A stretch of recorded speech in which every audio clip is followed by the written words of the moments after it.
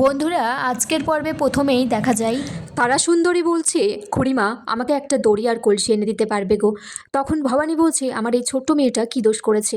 রাঘবের মা তখন বলছে যে এই মেয়ে যদি মহল থেকে বাইরে বার না হতো তাহলে নবাব তাকে চিনল কী করে।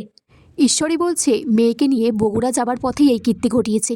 এই প্রশ্ন আমরা অনেক আগেই তুলেছিলাম, যখন এই রাজরানী আমার পেশার দাদাকে সিংহাসন থেকে সরিয়ে দিয়েছিল।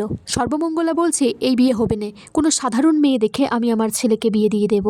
দেবীপ্রসাদ বিষ্ণুরামকে বলছে, আজ তো প্রজার মুখেও কুলু বেটেছে, কোনো বুলি বেরোচ্ছে না। সর্বমঙ্গলা তখন নারায়ণকে বলছে, এবার আমাদের ফিরে চলার ব্যবস্থা করুন, আর এখানে দাঁড়িয়ে সময় নষ্ট করার দরকার নেই। এদিকে একজন রাঘবকে গিয়ে খবর দেয়, এই বিয়ে বোধহয় ভেস্তে যাবে। রাঘব তখন বলছে, কি, আমার এত সম্পদ, এত সম্পত্তি আমার আর ভোগ নেওয়া হবে না। বলছে, এত দূর এলাম, ডাকাত দলের মুখোমুখি পর্যন্ত হলাম, এরপরেও বিয়ে ভেস্তে যাবে, এর মানেটা কি? ভবানী তর্কালঙ্কার মশাইকে বলছে, আপনাদের মতো শাস্ত্র হয়তো আমি জানি না, কিন্তু আমিও কিছুটা পড়াশোনা করেছি। আমার মেয়ে তারাকে বিয়েতে বসার জন্য তার প্রায়শ্চিত্ত করতে হবে না। রাঘব তখন সেখানে আসে আর বলে, আমি চাই এই বিয়ে করতে।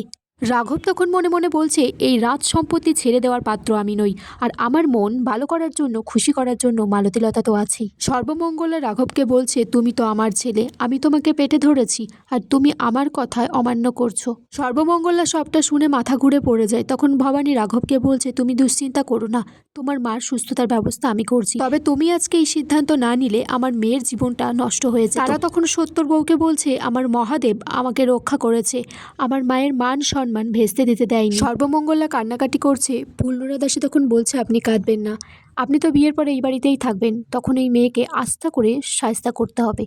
এদিকে ভবানী বলছে যে এখানে গুরুজনরা সবাই আছে, আমি আশা করছি সুষ্ঠুভাবে বিয়েটা সম্পন্ন হবে।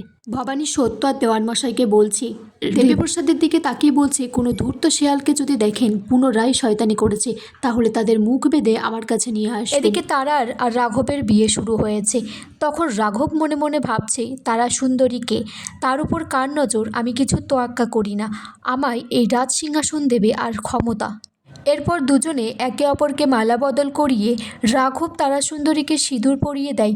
তারপর 7 পাক ঘুরে বিবাহ সম্পন্ন করে।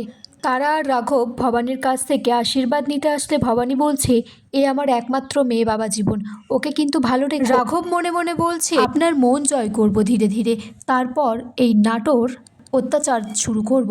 সর্বমঙ্গলা তারাকে বলছে, আমাদের সংসারে মেয়ে মানুষকে রাজরানী হয়ে বসে থাকা চলে না, স্বামীকে বেঁধে রাখা, তার কথা শোনা, এই হলো বউ মানুষের কাজ। যদি সেটা না পারো, আবার আমার ছেলেকে বিয়ে দেব, তারপর সতীনের সাথে ঘর করতে হবে। আর এখানেই আজকের পর্ব শেষ হয়ে যায় বন্ধুরা।